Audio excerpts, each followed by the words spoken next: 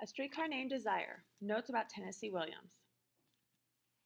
Tennessee Williams was born in the South, and that really influenced how he wrote and what he wrote about. He had a very domineering and abusive father. His mother, on the other hand, was very passive and did not challenge the father. And that really scarred Tennessee Williams and how he looked at relationships and parenting.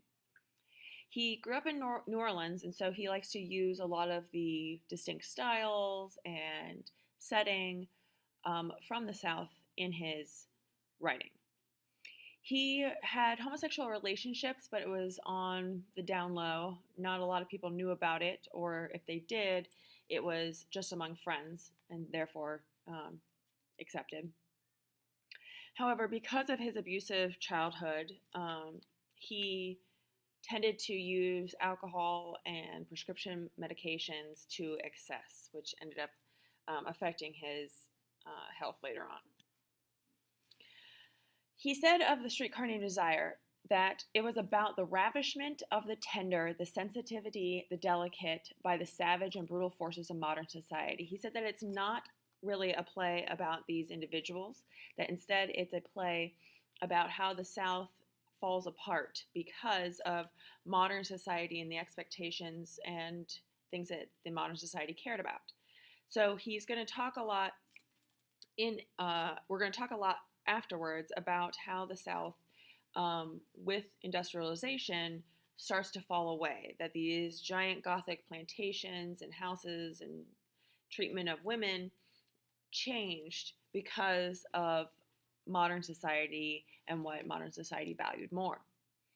Some social context that's important is that women of the South were viewed as very delicate creatures who could not handle the stresses of many, issues or things like that.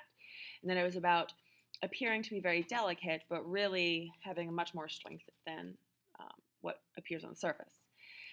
There's lots of Southern Gothic, whereas these dark underlying undertones of things that are happening.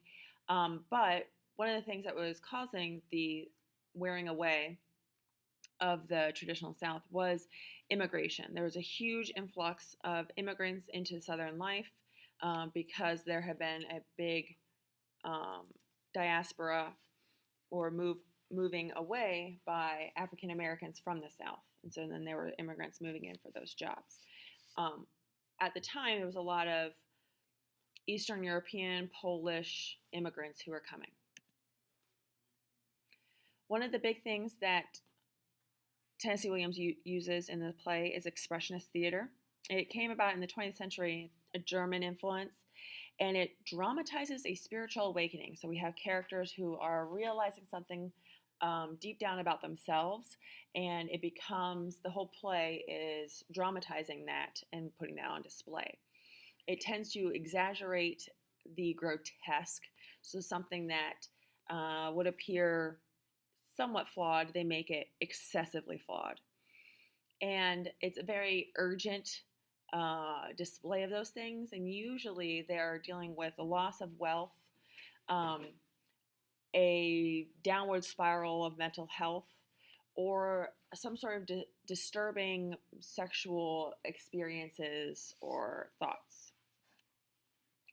Williams developed this other kind of theater called plastic theater. Plastic theater is all about the use of props and the extraneous things like music to parallel what the characters are going through in the play. So we see costume choices that are reflective of a character's inner struggles or problems or changes. We also see some props like alcohol used, or something that might be delicate like a paper lantern and its destruction, which is to symbolize what's happening with the characters. It's all very symbolic, and it's not non-realistic, adding to the intensity of the play. That means that it's not required for what would normally happen in somebody's life, but it's added to the play to intensify whatever symbolic changes are happening for the character.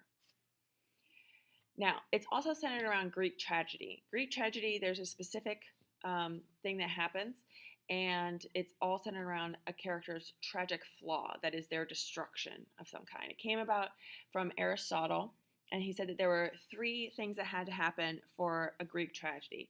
One is the unity of action.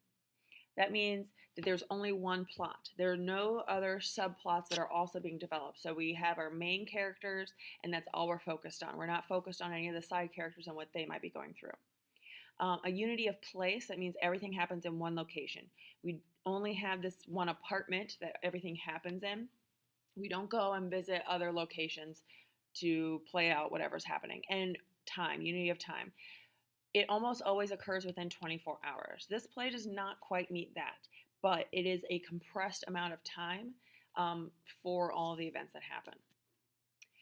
The other thing that we're going to be paying really close attention is the theater of gauze. It's this illusion of realism and truth, that everything is just a film that is over our eyes, and that we're not really seeing the true truth. So all of us have experiences and cultural upbringings that inform what we see on stage and in our lives. And he, Williams, is choosing what filter to put over our eyes for that. And so we'll have characters in the play who have a gauze over what they're seeing and how they view the world. And then we're going to break that down. We're going to tear that apart and see what's underneath. And that is Tennessee Williams and Streetcar Named Desire.